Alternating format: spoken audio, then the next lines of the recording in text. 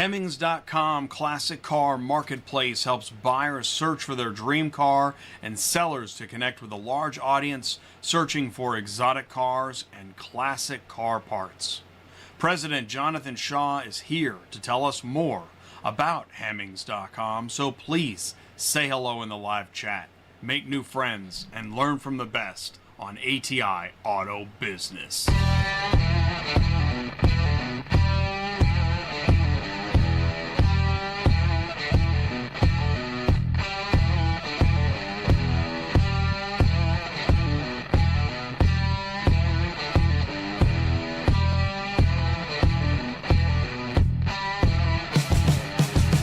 What's up, ecosystem? Welcome back to ATI Auto Business, automotive ecosystem, where everyone learns more about the automotive industry. Let's get started with some top industry news and headlines that include hacked luxury car recovered, classic car collector enthusiasm, and Hemmings.com marketplace services. Please do click like and share. Hello, YouTube. Hello, LinkedIn. Please feel free to jump in the live chat. Say hello there as well. This is show 354 in a row on a Tuesday. That's right. Ding. So Hemmings.com Classic Car Marketplace, well, we're lucky enough to be here for, it is the 70th anniversary of Hemmings. We're going to learn more about Hemmings. This is Jonathan Shaw. He is the president of Hemmings. And you want to find your perfect collector car? You can go to Hemmings.com. You can do that right now while you listen to the show. You're going to learn more about how to navigate, what you're looking at. We've also got Chris Picconi. He is here with us. He's the founder of Classic 4x4. And I think it might be Chris Picconi, and he's gonna tell us how to say his name. He's here with us. This is Classic 4x4. You can also go to classic4x4.com. We're going to learn more about that as well. We want you to get to know your ecosystem. This is a chance for me and you to learn together live. It's video on demand, OEM, dealer, auction, logistics, remarketing, recon, compliance, and tech. It's the automotive ecosystem. If you missed last Tuesday night show with Brian Finkelmeyer, Auto Retail Party Crashers, we learn more about inventory versus sales right now, coming off the heels of CDK, as you know. And hey, if you got the memo, this is a video short playing right now on LinkedIn with Patrick Janes and Brian Finkelmeyer of Cox Automotive. It's a great short. Also, you can't night drop everything. This is a video short that comes out of the industry logistics show that we do on Thursdays, where me and Sue talk about dispatching fundamentals. And actually, this Thursday, we've got Kaylee Filio. She is the parts girl. She is going to help us understand the service department and appreciate it more. So let's go ahead and jump into some auto ecosystem news.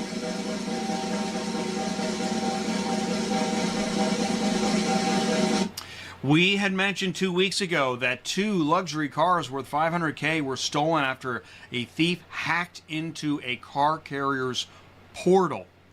The search was on for a 2024 Mercedes-Benz GLS 600 Maybach worth around 200 grand, and that's pretty scary. What happened? The delivery location changed suddenly.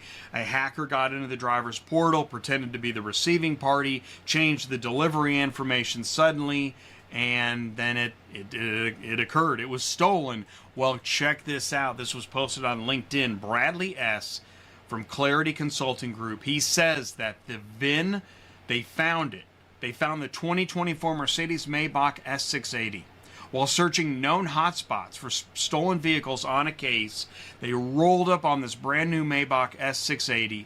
The vehicle had Illinois license plate attached that was slightly bent upwards, and the vehicle just looked out of place for the area. You don't usually see a $320,000 vehicle just sitting on the side of the road in an industrial area. More digging revealed that the Mercedes had never produced a vehicle with the VIN that they found listed on the vehicle, and bammo. That thing is stolen. This thing's hot. They contacted law enforcement, Miami-Dade PD Auto Theft Unit, let them know what they had. The vehicle was later identified by Miami PD detectives, confirmed it had been stolen on 6/3/24. It was about a month ago. It was one of 2 luxury vehicles stolen at the time, with the other being a 2023 Mercedes G63 AMG. Previously identified, the G63 listed for sale on an underground theft chat, but thanks to the efforts, the victims averted a $320K loss. This one's on the house, putting a financial dent in the activities of a group responsible was well worth it. If you need help, contact Clarity Investigative Group. Introducing Clarity Investigative Group. Go learn more about how they can help you. It is in the headlines. Young people are collecting their cars their parents and their grandparents drove. This is happening. This is a thing. And, of course, classic car scam sites are on the rise, too. There's scamming everywhere you look. We all know that. But it is good to be reminded. Don't click on the link on that text you just randomly got. Here are some common car scams.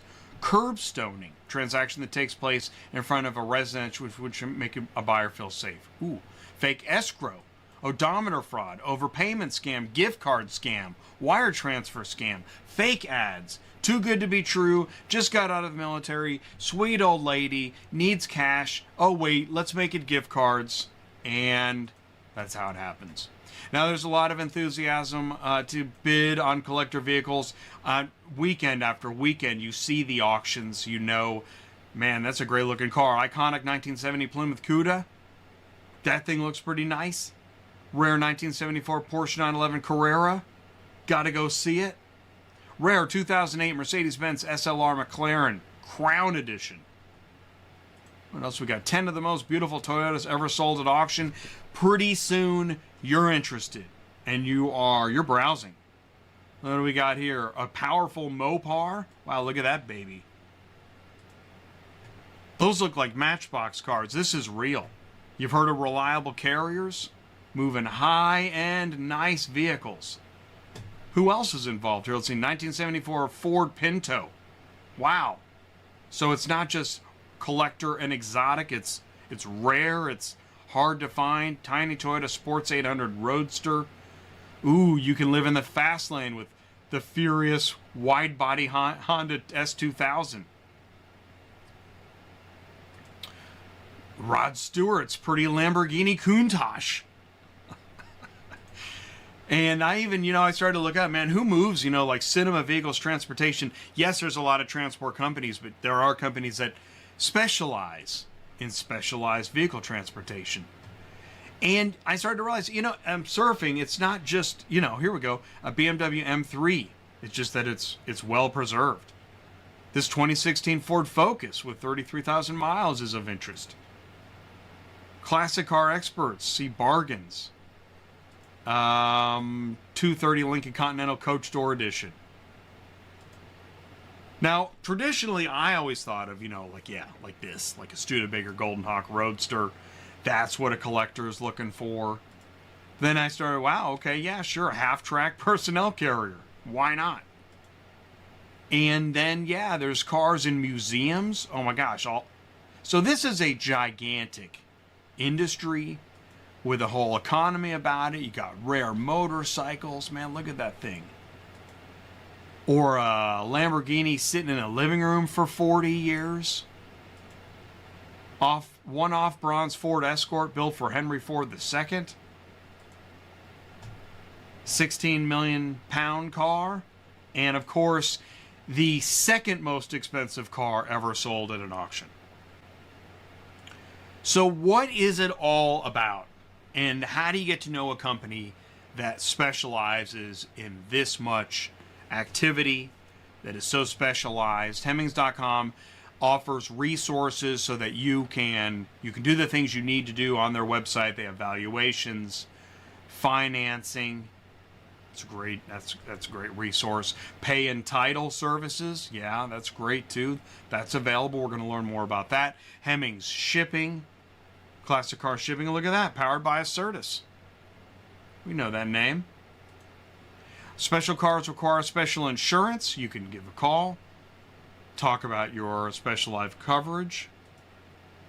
And then also there's education at Hemmings.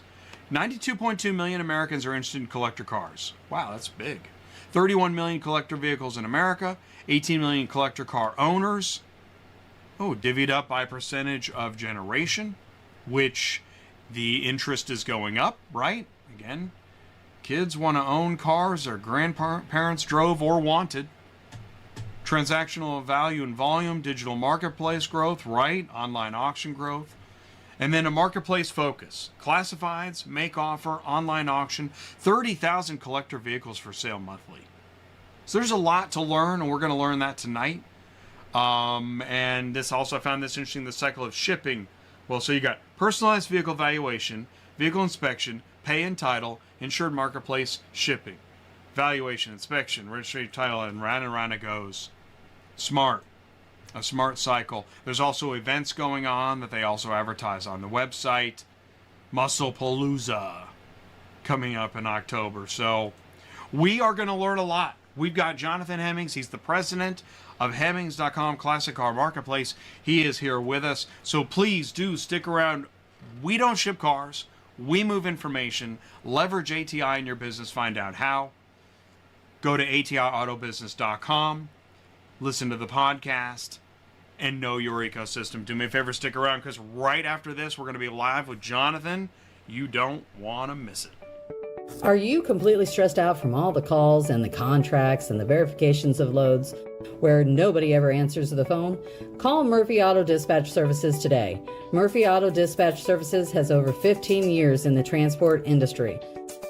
We are your office while you are on the road. We book, we verify, and we bill out your loads for you. We have an excellent accounting staff and an even better dispatch team. Give us a call today at 417-273-0021, or if you want to email me, it's murphyautotransport31@yahoo.com. Give us a call today.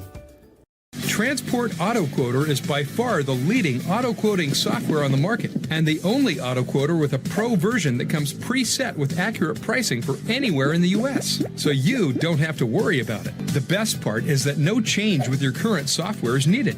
Just plug TAQ in and start booking jobs. Carriers can easily plug TAQ into their current websites and start making money right away.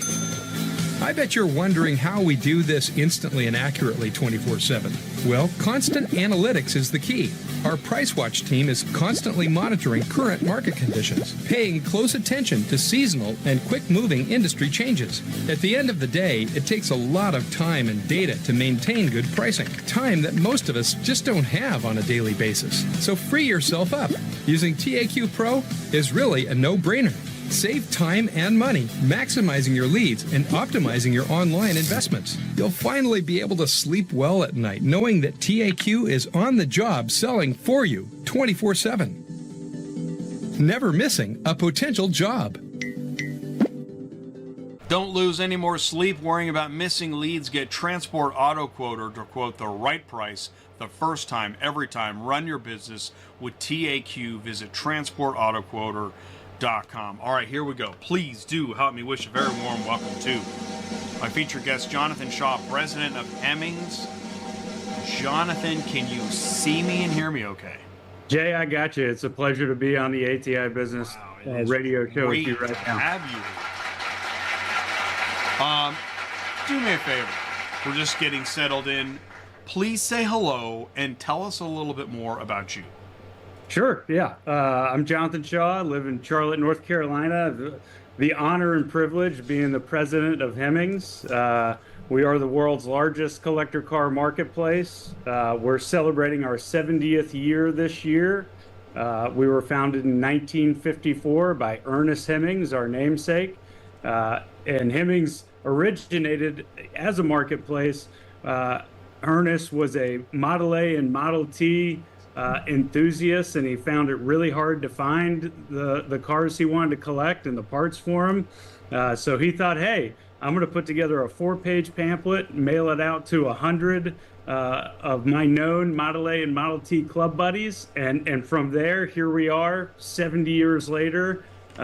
We have an incredible online auction marketplace, still do traditional classifieds. We still print Hemmings Motor News. So the Hemmings legacy still lives on today, and we've modernized it with a lot of new services for the modern consumer.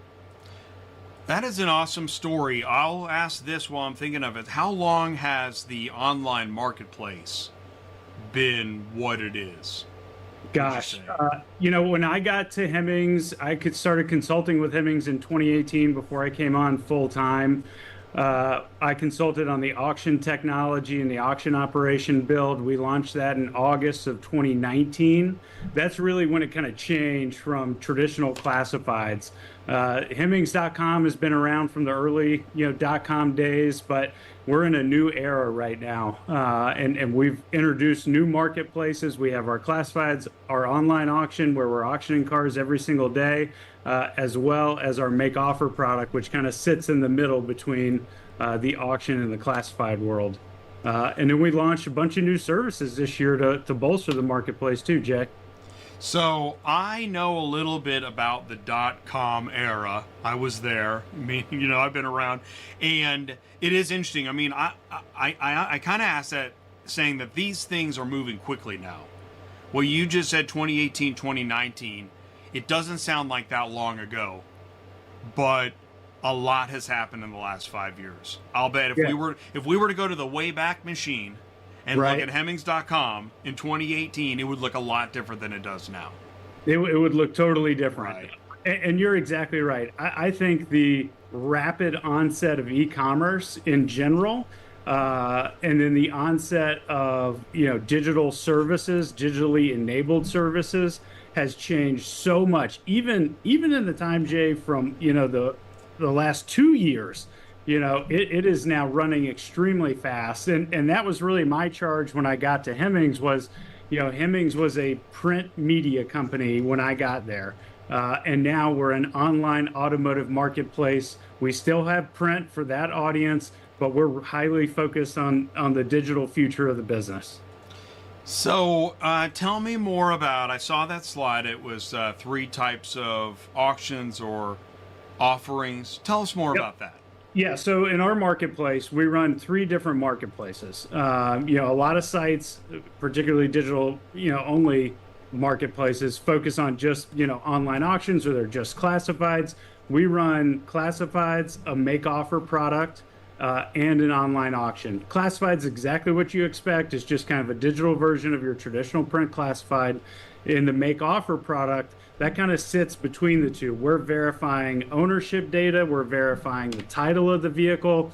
There's a private message center. We offer professional write-ups for the vehicles. You can make, as a seller, you can receive, counter, reject offers that come in directly online. As a buyer, you can, make offers directly, through the site. 'Cause what we're finding as younger people get in, they're not so apt to pick up the telephone and want to have that conversation. A lot of people also know the price. They trust Hemmings that we're going to present the car fairly as it stands. And so they're comfortable buying a car, sight unseen, and making their offer through the site. In the online auction, it's a 7-day auction period. Professional photography, professional write-ups of the car. We set the reserves, and the seller has to agree on the reserve to the vehicle. We don't do anything, monkey business where we're lowballing reserves to get sales. A lot of times our cars will end and hit the bell at the block exactly on the number, and I really like that.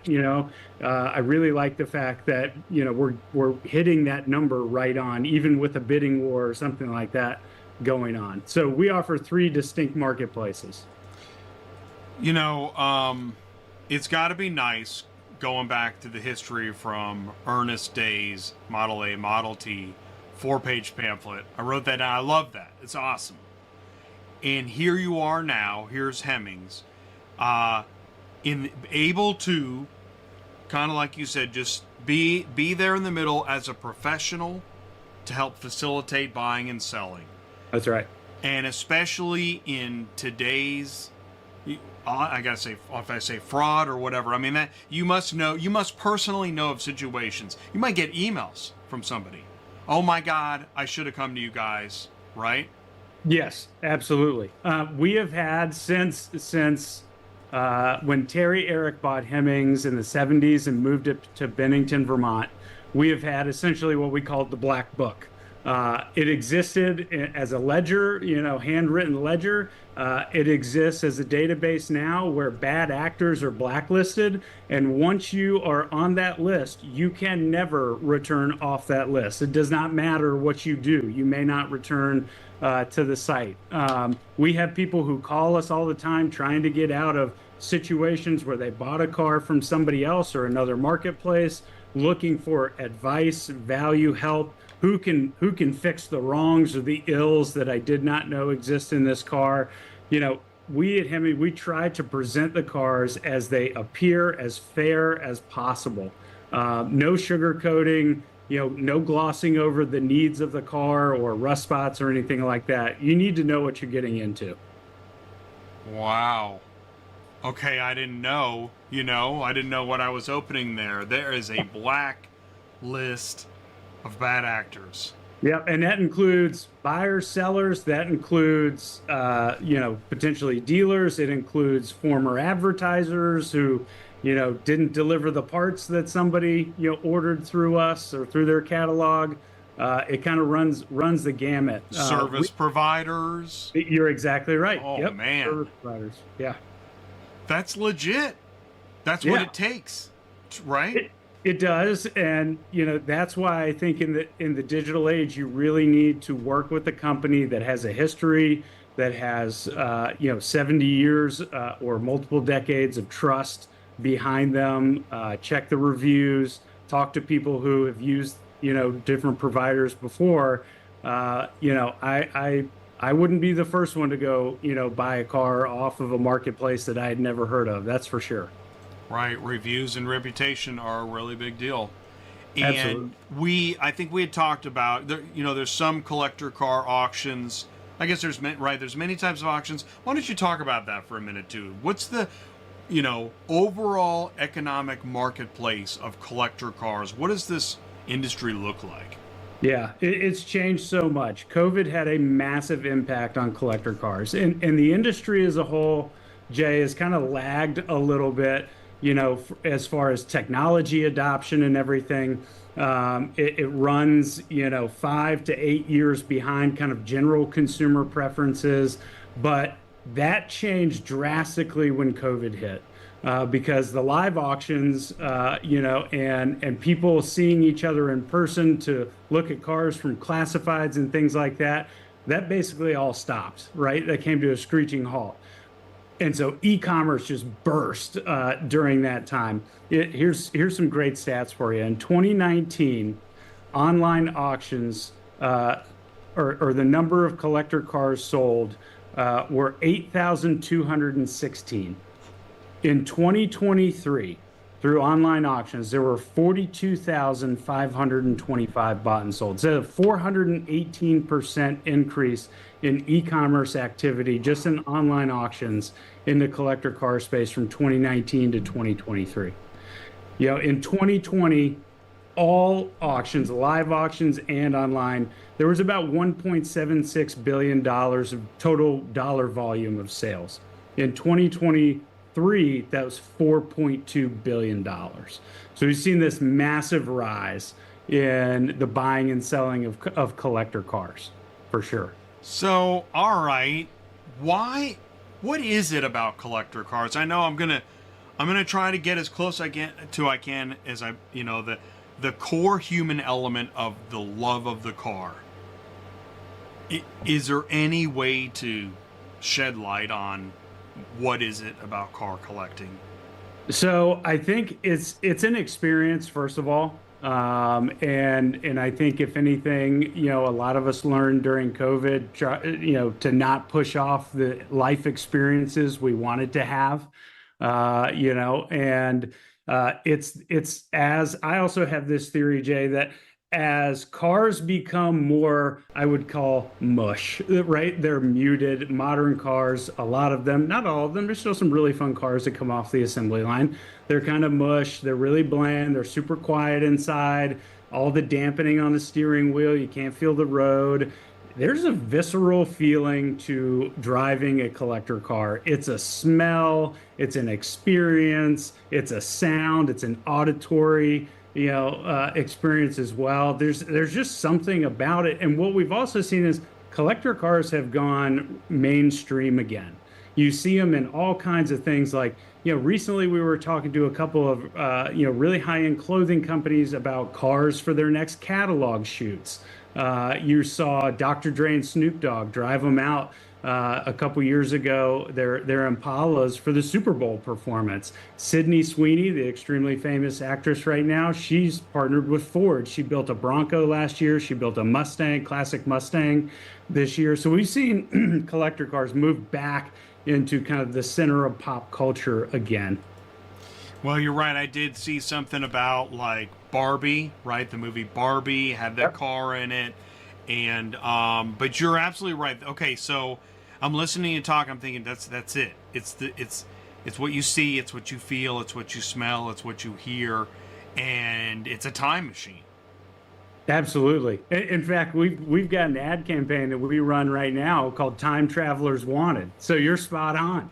Well, all right. I mean, that's still, and it made me think of like Back to the Future. Obviously, it's the perfect example of the car that is a time machine. And look at the love for the DeLorean. I went and I watched there's a couple documentaries about the DeLorean, about the man, the DeLorean, the man. Yep. And anyways, it's such a fascinating story. There's a huge love for this car now. Massive. They've become, Right. cult collectors items, valuations off the charts. And when they were, even off the assembly line, they weren't particularly great cars. I mean, they weren't fast, engine problems, they weren't comfortable, but Parts didn't fit right, which made me think of the early Tesla. That's right. But now, we have a tremendous following on Hemmings.com for AMC DeLoreans. I think we're the top thing that comes up on Google when you search AMC DeLoreans, and we've got a big, robust marketplace for them.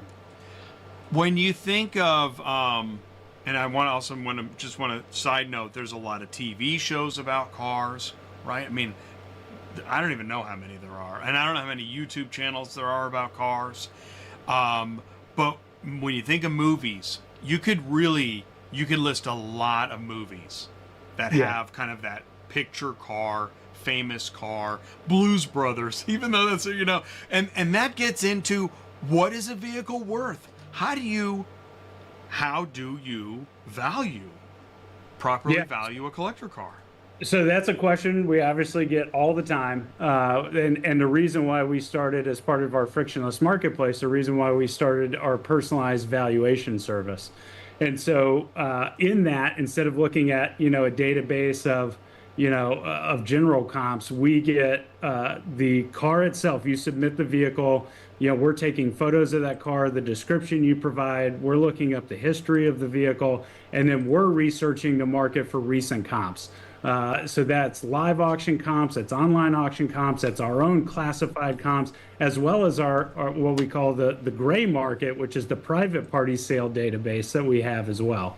And so we're able to look at your individual car and place a value on it for, a real value analysis based on the photos and the condition and the description matched to what the most recent comps are. But, Jay, it can go all over the place because you've got, let's say I've got my own project car right now, 1976 Chevy Blazer. When I bought it 3 years ago before its restoration, it was a $14,000 car. When I'm finished with it, it will be a six-figure car.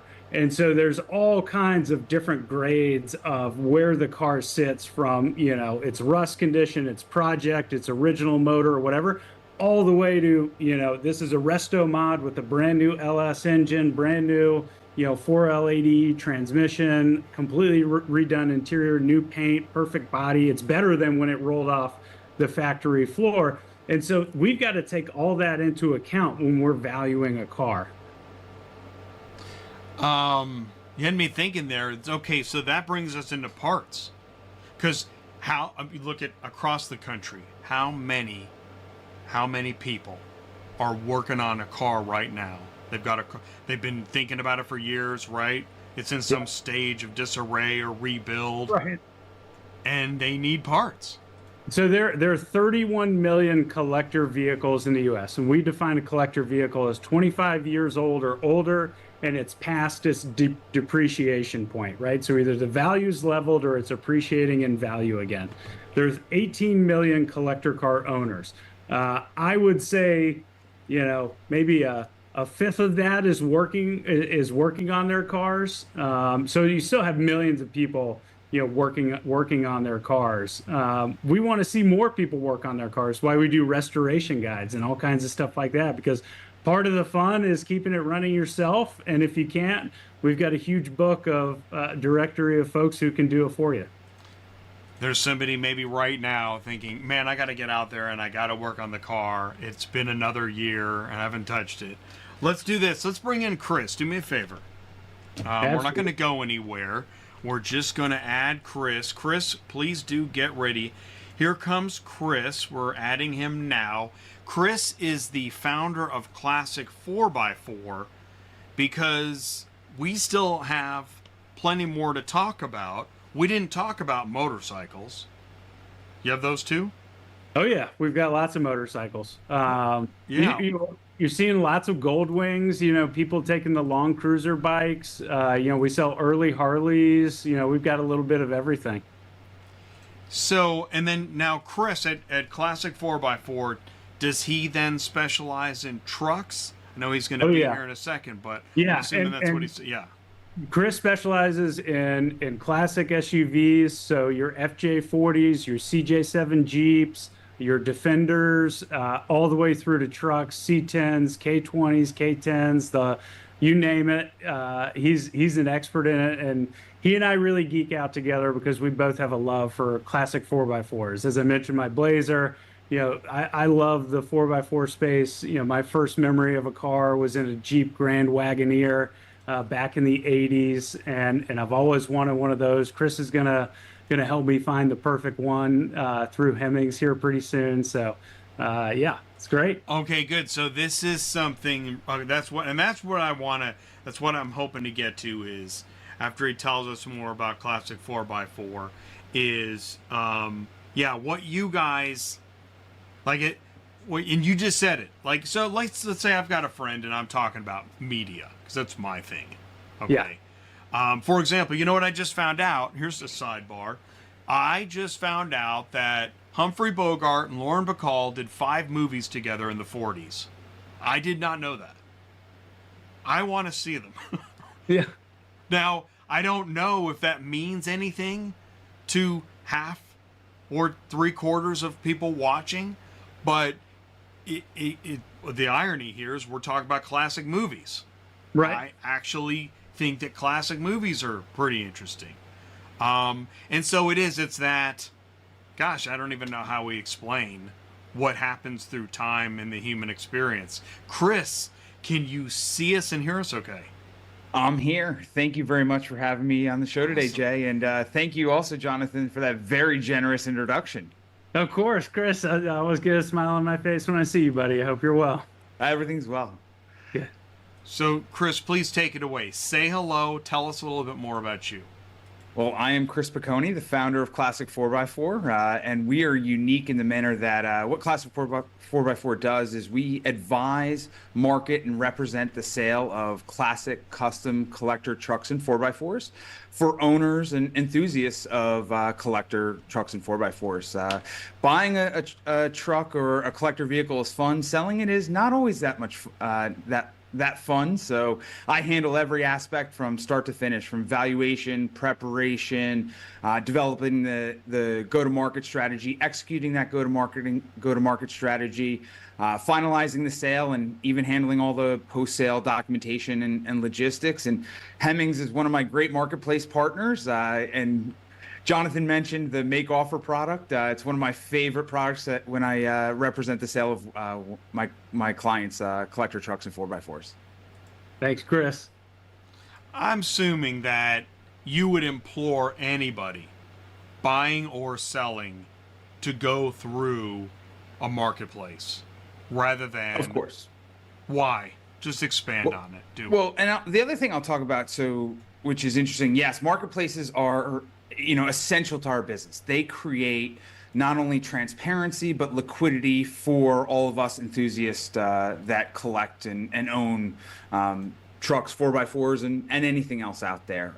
But one thing that's unique with marketplaces is they're not all, they're really not all created equally. And Jonathan actually just talked about it. I look at marketplaces as having three, core pillars or tenets. And the first is balance, obviously, is making sure what a marketplace does is brings together buyers and sellers. And, you have to balance that, and it's not easy to balance, making sure that you have supply, which is the inventory, but also demand, people looking to buy that inventory. So that's a responsibility of marketplaces and having balanced marketplaces. But Jonathan actually touched on the most important part, which is integrity.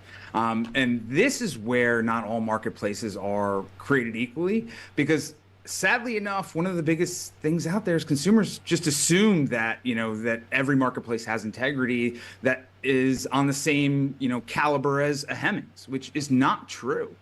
Sadly enough, integrity, things like verifying ownership of the vehicle. As crazy as it sounds, there's a lot of buyers out there that are bidding on vehicles on online marketplaces and auctions where the owner isn't even aware that it's up there.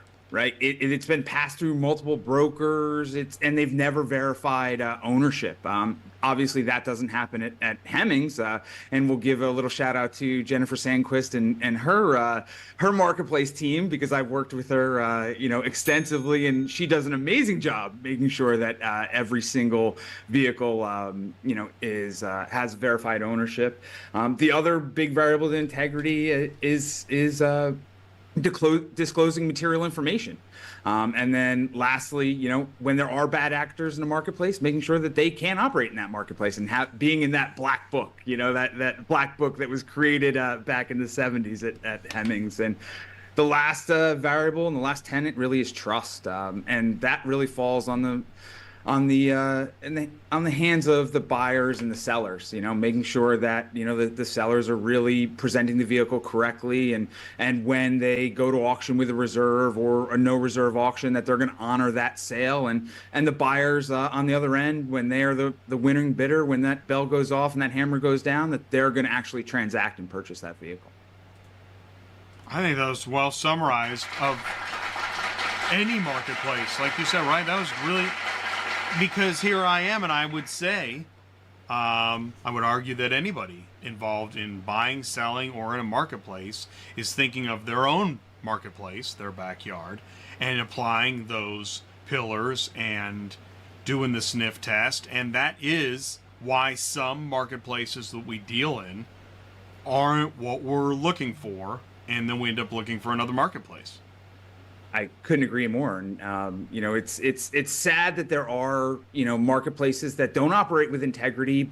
And don't get me wrong, the majority of the marketplaces out there, and online marketplaces are what dominate collector vehicle transactions. But, a majority of those marketplaces do operate with integrity, but there is a subsection of marketplaces that don't operate with integrity. And as a buyer or a seller out there, you have to really make sure you understand who you're doing business with, and if you're enlisting, an expert like myself to manage that sale, making sure that you have everything in writing, like I do with my clients. They understand the strategy. They understand, how you're going to facilitate that transaction and protect them, because you have a responsibility to our clients, who is the actual owner of the vehicle. And Jay, from our side, working with Chris at Classic 4x4, we know that there's going to be realistic expectations of values placed on the car, because Chris is an expert in his space. Cars are going to be presented as they exist, with the known issues and also the known upgrades clearly listed. He's got his sellers, ready and prepped for the experience. The cars are beautifully photographed. They come with inspection reports. Chris really does an excellent job, and it really makes our, experience in the marketplace easier. It honestly, his vehicles attract buyers because of the way he gets the cars prepped and ready. Wow. That was awesome. Chris, how would you say that the trucks differ from the cars? Can you elaborate on some of the nuances there? Of course, the collector vehicle market is really driven by generational change. You said it best. You highlighted that New York Times article where young people want to, drive their parents and grandparents' cars, and that generational change is really what drives the collector vehicle market. Right now, if you look at the demographic that is kind of coming into their own, has discretionary spending, that wants to buy a collector vehicle, they were really born somewhere in the the mid to late 60s to the mid 80s. They really fall in that 35 to 55 year old demographic. And what did you see on the road at that period of time? And what were your grandparents and your parents driving? Was trucks and 4x4s, Jeep CJ7s, International Harvester Scouts, Toyota FJ Land Cruisers, K5 Blazers. And that right now, the truck and 4x4 market really is, has not only grown in interest, but it's seen the most appreciation really in the overall collector vehicle market. But on the flip side, so as the truck and 4x4 market is growing, right, you're starting to see the earlier stuff, and not so much trucks, because pre the 60s, trucks were really just utilitarian vehicles, right? They were purpose built, but some of the earlier stuff, the 30s, 40s, 50s vehicles outside of the really rare Duesenbergs and Ferraris and stuff like that, that market's actually shrinking. So as the collector truck and 4x4 market is growing and appreciating, we're starting to see the earlier stuff really kind of shrink. But hey, eventually, the next generation will be into 90s and 2000s Trans Ams, and at some point, a Rivian EV is going to become a classic, right? Yeah, it's coming fast. And Jay, I can attest. Chris is so spot on as always. I was born in 1985, so I'm 39 years old this year. And I rolled around in the back of my parents' late 80s or early 90s Jeep Grand Wagoneer. And ever since then, I just opined for one of those. It is going to be in my garage one day. And so, I grew up with that kind of first rung of, full-size SUVs. And I want one now as I'm hopefully entering my discretionary income period and have a little money on the side to work on one. I was at a light and I saw the Smokey and the Bandit, the Trans Am. Oh yeah, and I did. I double taked. I started thinking about my childhood and stuff, and I really like the Dukes of Hazzard. What vehicle is that? That's a Dodge Charger. Oh man, that gets me every time. The Robert E. Lee. Yep. Yeah. So it is fast. It's a fascinating marketplace. Obviously, there's a big business to it. We do see. Again, on any given weekend, and you were talking about when you mentioned COVID too, the collector car auctions, and even like I think there's a burger joint down the street where every Saturday night they pull up their cars. These are back. Everything's back, right? Yeah, it's awesome. Cars and coffee are totally back. People could go and cruise, but they couldn't really congregate a whole lot. So the event scene is back, drag and drive events, cars and coffee events, standard car shows at, the drive-in theater, the burger joint are back. And they're kind of back with a vengeance. Like, I love cars and coffee events also, and we sponsor several of them. It's a phenomenal way to get young people into collector cars. It's a couple hours on a Saturday morning. You can still hit T-ball or gymnastics afterwards. You're not dragging the kids, across state lines for the drag race or whatever it is. Like I love cars and coffee from that aspect and its ability to pull younger people in. It's a real family-friendly atmosphere. Let's talk about that for a second. Then how do you, and I'm going to say part of the answer is probably, like I think what was the YouTube? Killer Mike? You guys have a YouTube? Tell what is that? Yeah, so we did, Killer Mike had this amazing Buick Regal, 80s Buick Regal, that he has been sitting on for a long time. Mike's a wonderful individual. We partnered up with Soupy, who used to be with Hoonigan, now Soupy Weaponich is on his own. He does beautiful builds. And so Mike wanted to rebuild his Buick Regal with a brand new, I think it's got an LT4 in it, supercharged LS engine. to drive to the Grammys. And people, always say they're smoking mirrors to, when a project is done and you're kind of faking the timeline. It's like, no, we had Mike show up and literally had 3 months to get this car built and out, and literally have Mike drive it to the Grammys, which he won. He won every Grammy he was up for, which was super cool. So we've got footage on our YouTube channel of Killer Mike, our building the car, him seeing the car for the first time, and then him cruising up to the Grammys with his wife.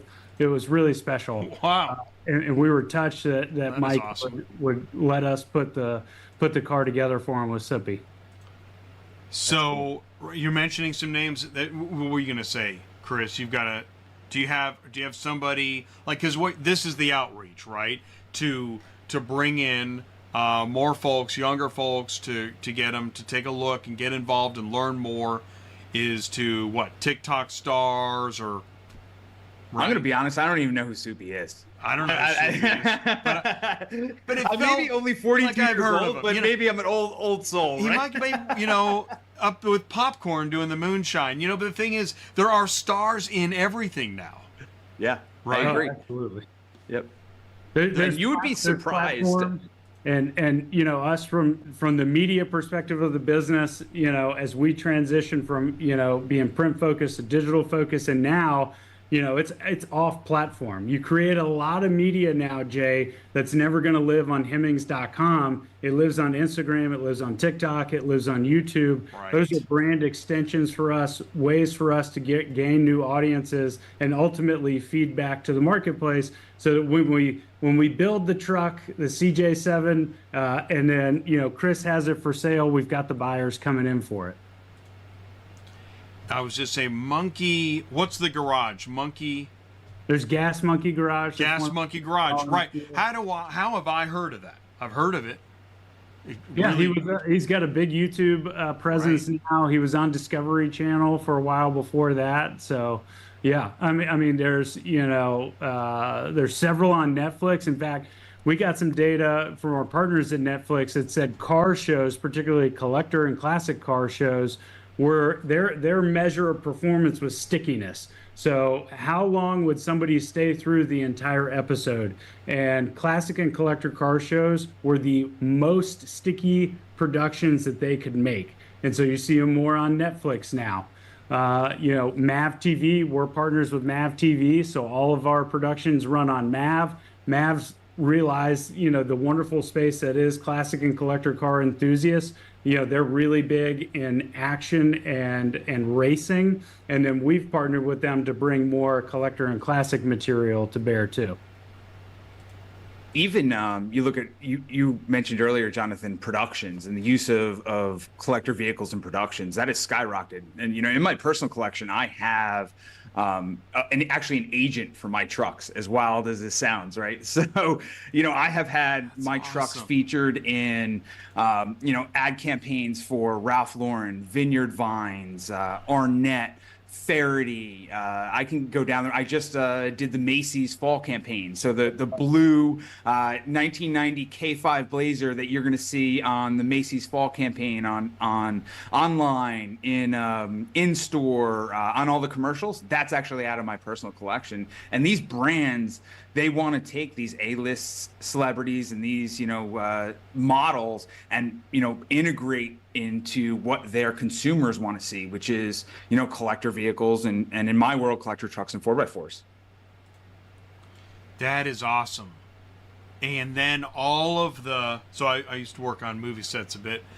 All of the rigmarole that goes into getting the vehicle, what day are we going to shoot it, where do we need it, who's going to handle it, all of that production that goes into that.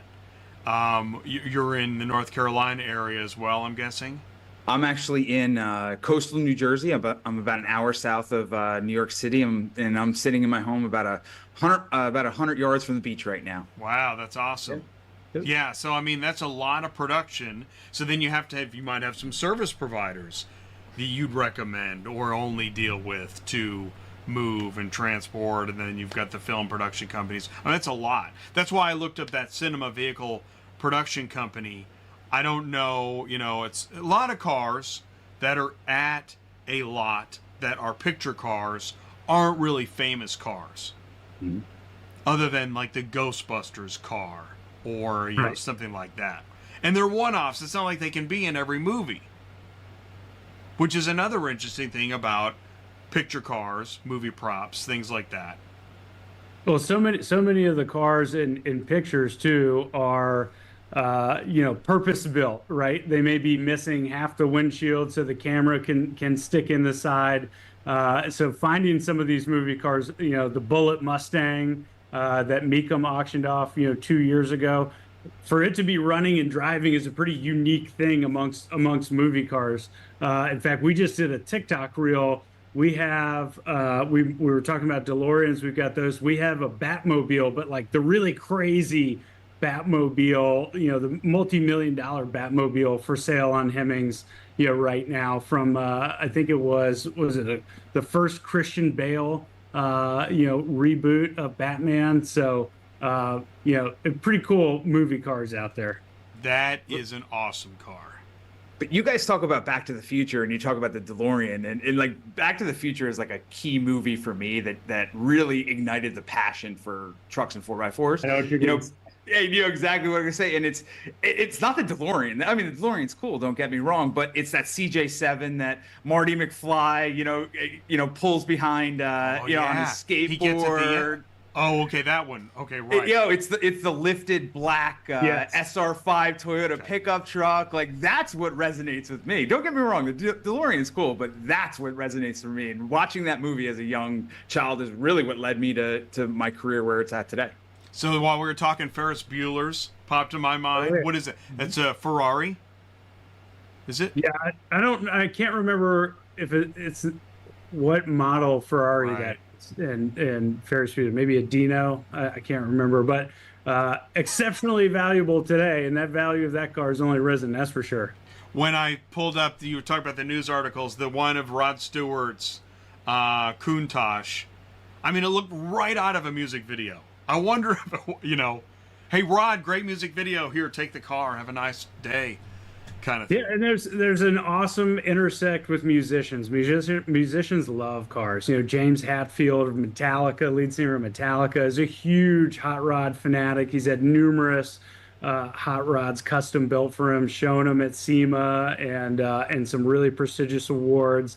There's I forget who it is, but really famous. My personal favorite sports car is a De Tomaso Pantera, and that's on my bucket list for the one of these days later down the road. But Panteras were loved because they had this crazy Italian styling like the Countach, but they were powered by 351 Clevelands at a Ford. So, this kind of sweet mix between American muscle meets this incredible Italian exotic design of the 70s and 80s. It was really cool cars.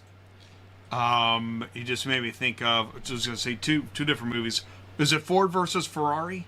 That's the one, right? That movie's awesome. Yeah, amazing movie.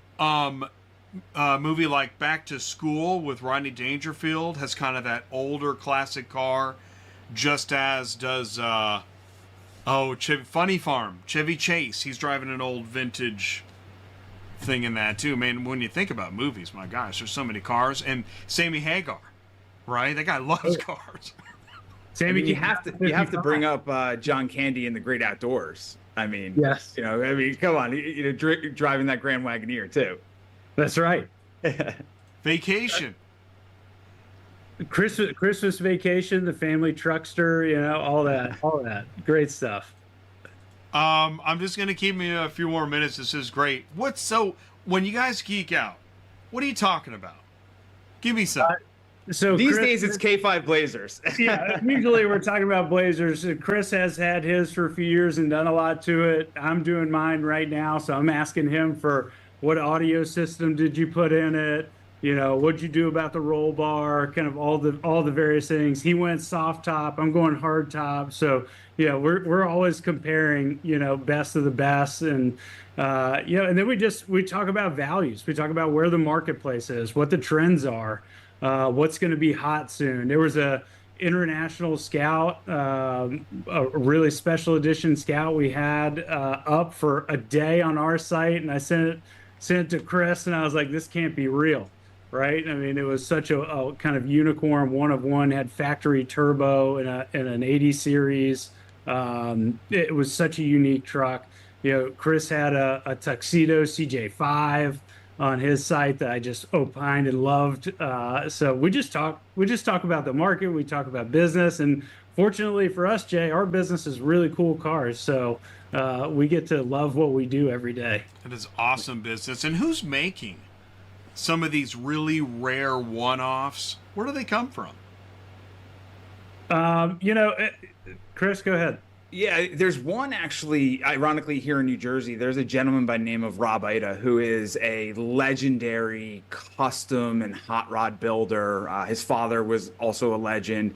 I mean, he's doing a Pullman Mercedes Benz right now. I mean, you'd be very surprised. There's a lot more shops out there than you would think that build these, either unique custom vehicles or these bespoke investment quality, builds. You'd be very surprised. It's a huge industry with a lot of enthusiasm. Okay. Oh, and here's something people, I can't let you go without asking this. What's going to happen with EV and gas in the future, and licensing and permits, and Okay, so I've got my take on this. I'm really interested to hear Chris, because my take on it is, as driving becomes more, as we talked about, mushy new cars, right? As driving becomes more, even up to the point of autonomous. Sure, that's great for my commute when I need to take a bunch of phone calls in my car and I need to do that stuff in my car Monday to Friday. But I want the visceral experience on the weekends, right? If I'm going to T-ball, or I'm going on a date night, or I'm going to Cars and Coffee, I want to drive it, smell it, feel it, hear it going down the road, okay? And so I think, the collector car in the garage for the weekends is going to be more and more prominent as cars become less and less interesting off the factory floor. But Chris, I want to hear your take. So, and this is a little bit controversial, and I agree with Jonathan on this one. I'm always going to have, and all of us enthusiasts are going to have a garage with internal combustion engine, collector vehicles, no question, because you want that look, that feel, that smell, that sound. But when it comes to a daily driver, and keep in mind, my core business is advising and really marketing and representing the sale of classic custom collector trucks and 4x4s for collectors and enthusiasts. And that is how I make my living. But what do I daily drive? I actually just bought an EV. So I'm driving a Rivian R1S, and it was a unique experience. It took a little bit of getting used to, but it's kind of like driving an iPhone. Right. And I will tell you, it's the quad motor. It has 835 horsepower. It goes 0 to 60 in 3 seconds. It drives like a dream.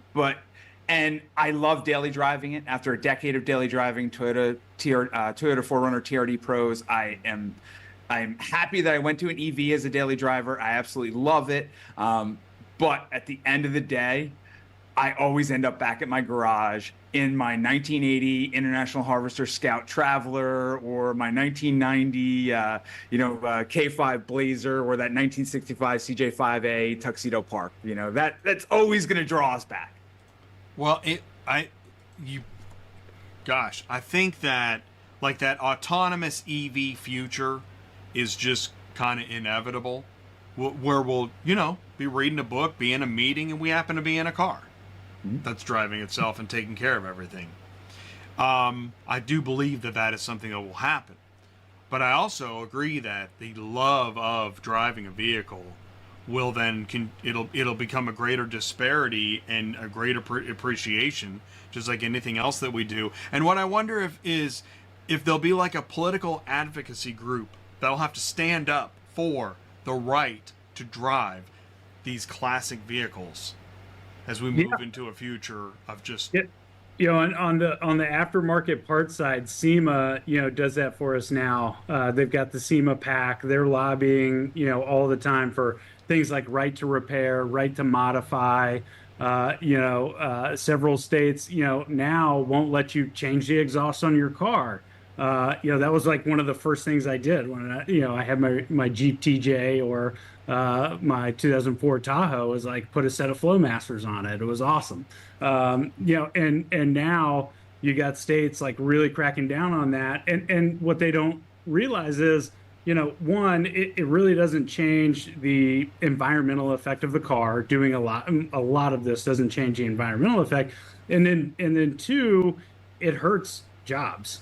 A lot of times jobs in those states by folks who are performing restorations, performing modifications to cars, and things like that. So we're proud to be a member of SEMA. We're really happy with the work that they're doing to lobby on behalf. But that's on the aftermarket part side. I think you're right, Jay. At some point, there will probably have to be a group that lobbies, on behalf of owning and still keeping on the road collector and classic cars.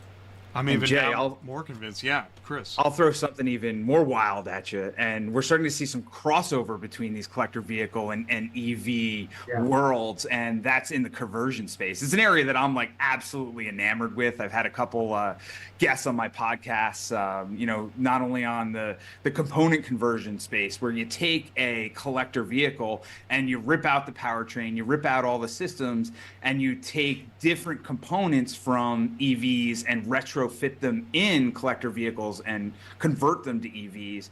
And there's even companies out there like Zero Labs, which has created like a skateboard, like a platform where in like 12 hours they can take a first gen Bronco and just kind of plop it on their EV platform, and it's an EV. It's I think that's another area that we're going to see some growth in is the EV conversion space within the collector vehicle marketplace. And it's not really driven by, this want to go green or save gas thing. It's more so purely from performance. EVs, the performance that comes out of EVs and in the with the amount of weight and the components that they have is absolutely exceptional. Yeah, you just made me think. There's two things I saw recently I should have screenshotted and shared. One was like this homemade Cybertruck made out of plywood. I'm not even going to comment on Cybertrucks. Right, there you go. Oh man, well, you're going to have to eventually. And then the other one was a guy was driving a UFO down the road. Who knows what it was built on? But the conversion, absolutely right. I know in media. Listen, at some point XLR started to disappear and it was USB. And I'm like, but I want XLR. Oh, but actually USB will be easier to plug into my computer, etc. That digital to analog change. So, yeah, it will. Somebody's going to say one day, yeah, you can't drive your gas car. You don't need to. And you're going to say, well, I want to. Yeah. This is America, and I'm going to drive my gas car down the road, right? At a certain point, Jay, it's really going to be about, like, can you find the gas? It's something we've thought about. It is. For the future decades of whoever's running Hemmings long after I'm gone, it's going to be, are we going to need to have gas stations? We're going to be like, okay, we're the one station in town so that the collector and classic guys can fuel up the ICE engines. And Chris, I'm glad you brought up Zero Labs. So cool. Really interesting tech there. I saw them for the first time like 2 weeks ago. Really unique idea and platform there. The only ones doing it is pretty interesting. So what are they aren't using components? In a nutshell, what is Zero Labs? So it's like when Tesla first started, it's essentially the drivetrain, the battery pack, the motors, everything underpins and actually moves the car.